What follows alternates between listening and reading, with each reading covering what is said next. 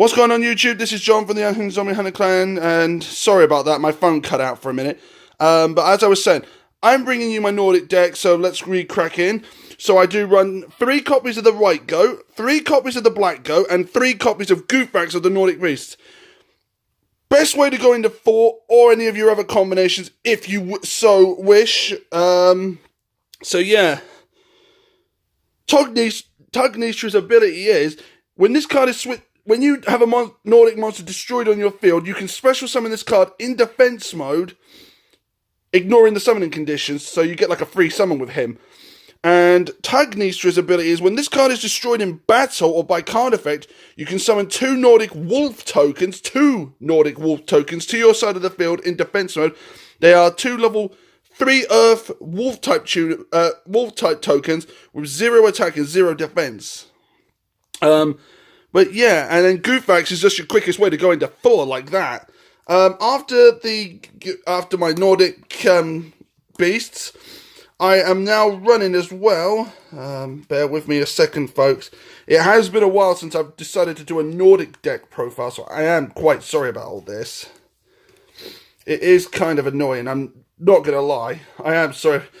Also, I forgot to put this on with the beasts, but I do run 2 copies of Garm of the Nordic Beasts. I also run 3 copies of Devoog of the Nordic Alpha, 3 copies of Lusaf of the Nordic Alpha, and finally I do run, if it wasn't upside down, 3 copies of Spartov of the Nordic Alpha. Now, Devoog's ability in the graveyard and on the field is really good, but I don't use his graveyard effect. I actually just use his field effect. And his field effect is, when this card is normal summoned to the field, you get 1 additional normal summon. So if you've got this Lusaf and Spartov in your hand, summon him first, then summon Lusaf. Then Lusaf's effect with Devoog's will combine them into level 5, so you can special summon Spartov. And Devoog is your quickest way to go. Any of these Nordics, any of the goats or Devoog, is your quickest way to go straight into the into Gadriella of the Nordic Ascension, the new Link monster that we got in the new Legendary Hero boxes. And for the last of the Legendary Alphas, I do run the one Miraf of the Nordic Alpha. So yeah, Miraf's another level 2 tuner monster that I can, if I'm using it as synchro material, I can tune it with 2 Nordic monsters in my hand. So it's another way to go into either Thor, Odin, or Loki. So yeah, that is a bit of a bonus. And I'm also running 1 copy of Mira.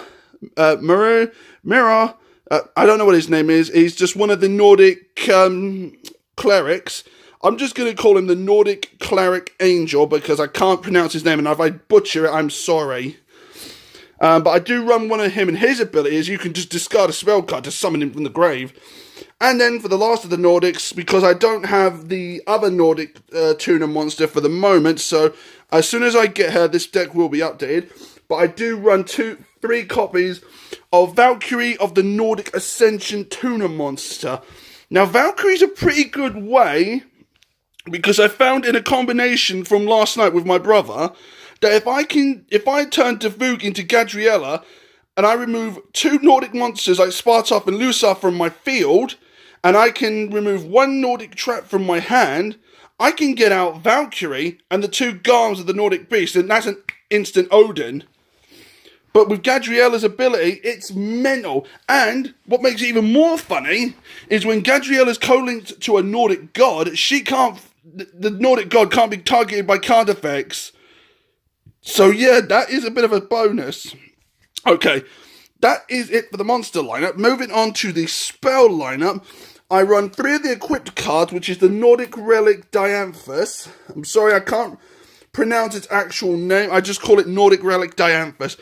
This card combined with Gadriella, oh my god, you are literally looking at a 3200 powerhouse. Because Gadriella's attack points are 800 to begin with, but increase her attack points, multiply her 800 attack by these 3 cards, you're looking at a 3200 attacker. This deck is useful for beginners or for advanced duelists, so please remember there's no reason for anyone not to try this type of deck out.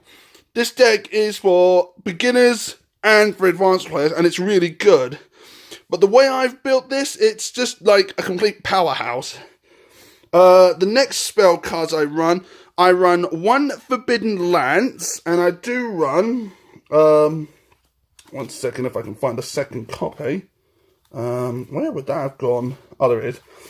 And I do run 2 copies of Forbidden Chalice. So I'm running a small Forbidden lineup in this deck. So I'm only running 1 Forbidden Lance and 2 Forbidden Chalices, because they're just going to help negate your opponent's card effects when you use them to buff up your own monster's attack. And it's just one of those, your opponent cannot do shit. For the next of the spell lineup, I do run the one rotor for the reinforcements of the army, only because Davuk is the only warrior type monster I have in this entire deck, but it helps to get him to your hand quicker. For the next one of the spell cards that I'm running only 1 of, I do run the 1 Burial from a Different Dimension. This card will help me get my banished cards back into my graveyard.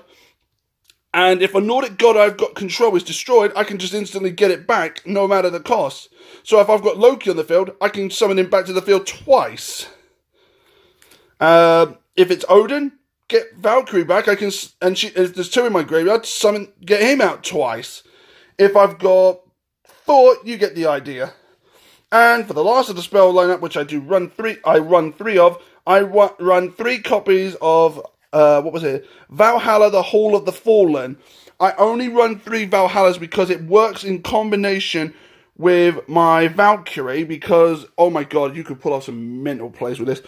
But that is the spell lineup. Moving on to the traps, I do run the 1... No. Bear with me a minute, folks. It's just my deck. I'm using new sleeves because I got these from a friend of mine. But yeah, they are a bit hard to use.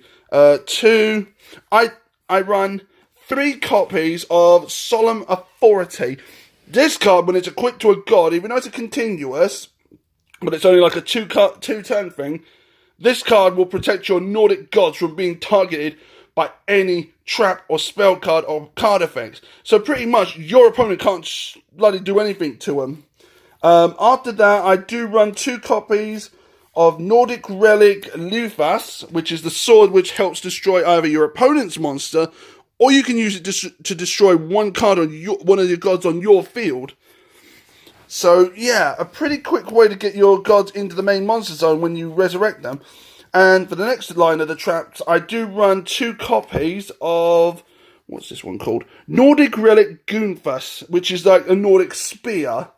I haven't play tested with this card yet. All I know is this card, hang on.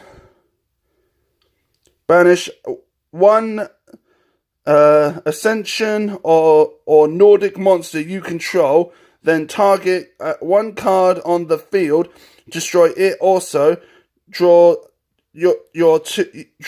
during your second end phase. After activation, return the monster you banished to activate this card on to the field in face-up attack position. So pretty much, that spear can destroy one of your opponent's monsters by banishing one of your own Nordic gods. So in a way, this is a quick way to prevent your gods from getting targeted by other card effects, and it's a quick way to destroy one of your opponent's monsters, and get it the hell back to the field at the end, at your second end phase. And yeah, that really will help. And then for the last of the trap lineup, I do run the 3 copies of Glitnia, the Fetters of Fenrir. Since this card's been reprinted, this deck's not as pricey anymore, because back in this card deck's youth, it used to be the most inexpensive deck going. This deck went from 50 quid down to 40 quid. And I paid 40 quid for the original version from my friend Joe at Zephyr War Games, because in all fairness, he really did know how Nordics work so well. Also, happy birthday from yesterday, Joe. I hope you had a great day, and I look forward to speaking to you later today, and have a great day. Okay, moving on to the extra deck. For the only Link monster I run on this deck at the moment at 1, I will be running it at 2 soon. I run the new Link monster that Nordic's got, which is Gabriella of the Nordic Ascension. This card is the biggest card you could ever ask for. Oh my god. Even though it's a Link 1 and it has 1 Link marker pointing down, this card will get you into your gods quickly.